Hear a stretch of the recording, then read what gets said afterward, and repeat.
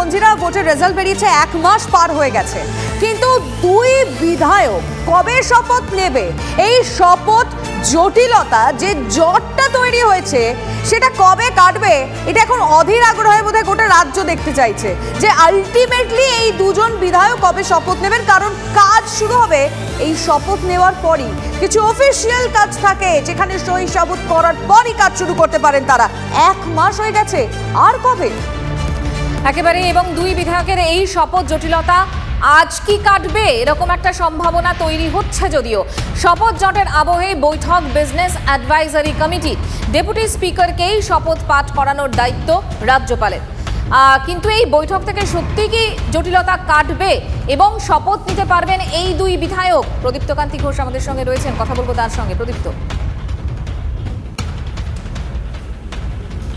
দেখো, জট কাটার সম্ভাবনা প্রবল। তার কারণ এই মুহূর্তে রাজ্য বিধানসভার মুখ্য সচেতক নির্মল ঘোষের যে ঘর রয়েছে সেখানে সায়ন্তিকা বন্দ্যোপাধ্যায় এবং রেয়াত হোসেন সরকার, তারা শপথের জন্যে যে প্রয়োজনীয় নথিপত্রে সই করতে হয়, বিভিন্ন নথিপত্র জমা দিতে হয় এবং যেটা এখানে বিধানসভার প্রয়োজনীয় সেই সমস্ত কাজকর্ম কিন্তু তারা করছেন। অর্থাৎ কোথাও গিয়ে তাদের কাছেও একটা স্পষ্ট বার্তা পৌঁছে গিয়েছে যে আজই শপথ হতে পারে, হয়তো সেটা ঘন্টা কয়েকের বা সময়ের অপেক্ষা, ঘন্টা কয়েকের মধ্যেই সেটা হবে।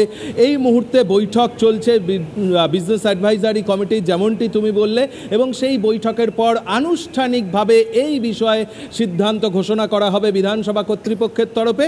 তবে একটা বিষয় কোথাও নিয়ে, যেটা নিয়ে জট তৈরি হয়েছে নতুন করে বলা যায়, তা হলো ডেপুটি স্পিকারকে রাজ্যপাল যেহেতু ক্ষমতা ন্যস্ত করেছেন এই শপথ গ্রহণ করানোর জন্য, সেক্ষেত্রে ডেপুটি স্পিকার গতকালই আমাদেরকে যে কথা জানিয়েছিলেন যে তিনি যেহেতু স্পিকার রয়েছেন, ফলে এক্ষেত্রে তার শপথ গ্রহণ করানোটা শোভা পায় না। ফলে সেই জায়গা থেকে কোথাও একটা সমস্যা রয়েছে ঠিকই, কিন্তু বিধানসভা সূত্রে যা জানা যাচ্ছে যে এই জট কাটবে প্রয়োজনে ডেপুটি স্পিকারকে দিয়েই নজর থাকবে। অর্থাৎ স্পিকার রয়েছেন, তারপরেও ডেপুটি স্পিকার কেন শপথ পাঠ করাবেন, এটাই আশিস বন্দ্যোপাধ্যায় বলছেন।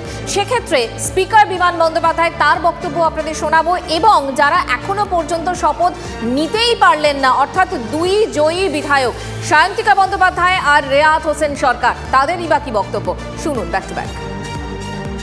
এটা অবশ্যই আমার মনে হয় যে ওনাকে ইয়ে করাই হচ্ছে, ডিসরেসপেক্টই করা হবে। উনি যখন এখানে প্রেজেন্ট আছেন, কাস্টোডিয়ান বা হেড তিনি যদি অনুপস্থিত থাকেন, তাহলে পরে হয়তো ডেপুটি হোক বা উপ হোক, যাই হোক, সেটা কিন্তু পরবর্তীতে তার উপর দায়িত্বটা ন্যস্ত হয়। কিন্তু এই ক্ষেত্রে যখন দেখলাম যে ডেপুটি স্পিকারকে দায়িত্ব দেওয়া হয়েছে, তো সেইখানে এখন স্পিকার সাহেবকে কোথাও যেন একটা অসম্মানের একটা বিষয় কিন্তু আমি লক্ষ্য করছি। বিয়ে কমিটিতে সিদ্ধান্ত হবে কি হবে, ঠিক আছে।